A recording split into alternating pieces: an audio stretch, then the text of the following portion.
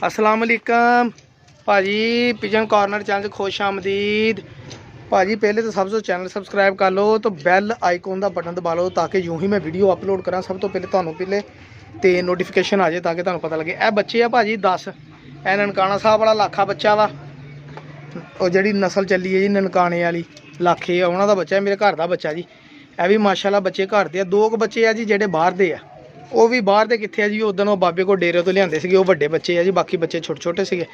तो यह बच्चे सारे मेरे घर दे जी। देखो माशाल्लाह इनदियां कस्सां। यह जो बच्चा पहले खड़ा फ्रंट से ये फ्रांसे कबूतर दा वा, एक ए फ्रांसे कबूतर दा वा जी, फ्रांसिस कबूतर है माशाल्लाह। वो भी मैं कितने जोड़ा दिखाया वा।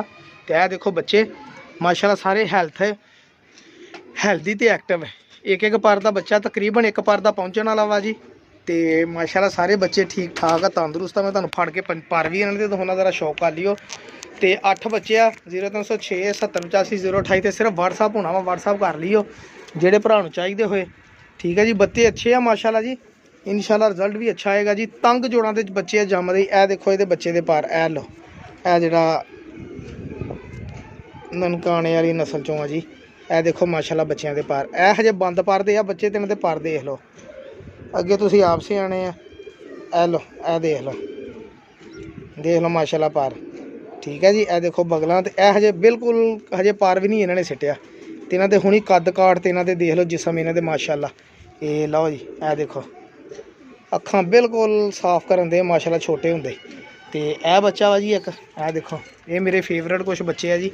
देखो माशाल्लाह इन्हां दियां बनतरां, इन्हां दे कद काट किहड़े किहड़े माशाल्लाह।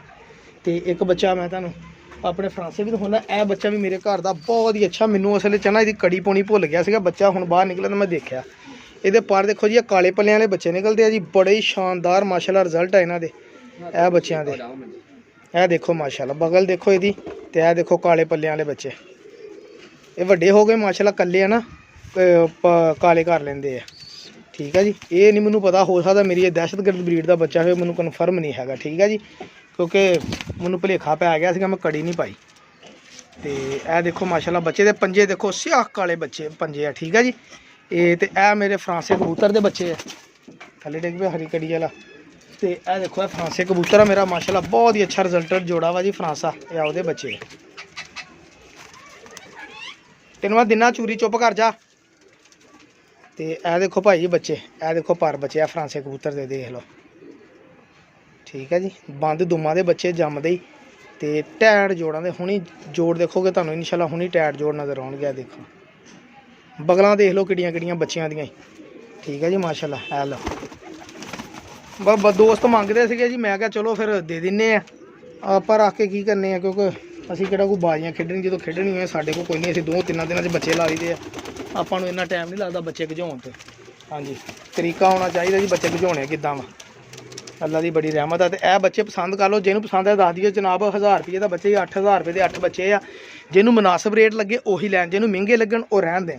इंशाल्लाह गाँव को फड़ते आउणगे कोई जिद्दां दे भी होए, वो फिर चंगे माड़े जेडे आ दे दीदे। आप 500 ना 600 ना, या बाहरों किसी की घर के छत तो सस्ते लभन तां दे दीदे आ जी।